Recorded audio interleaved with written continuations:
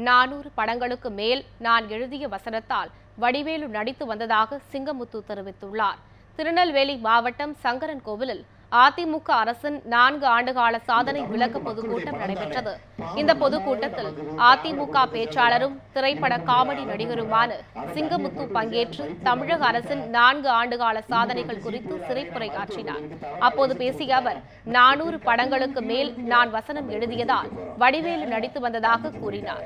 இதில் அதிமுக நிர்வாகிகள் உள்ளிட்ட ஏராளமானோர் கலந்து கொண்டனர். கூட்டணி சேர்த்துட்டாங்கன்னா உலக பணக்காரர்கள் ஒருவராக இருக்கிறவே இந்த தமிழ்நாட்டு மக்களுடைய பணம் தானே. பாவம் நல்லா நமக்கு திராவிட குடும்பத்தை சேர்ந்ததான். இவன் கும்பிடுறான், அவன் கும்பிடுறான், அவன் தண்ணியை போட்டு விஜயகாந்த் பைத்தியமாவே போயிட்டான். இங்கிட்டு வந்து சிபிஐல அலைகிறான், மருத்துவக் கல்லூரிக்கு தவறா லைசன்ஸ் கொடுத்துட்டானா. கட்டில வந்து கீழே விழுந்தீங்களே, நம்ம எப்படி ஜெயிக்க போறோம்? ஏன் வந்துட்டு போயிட்டாரு யாரு? மோடி. அவர் வந்து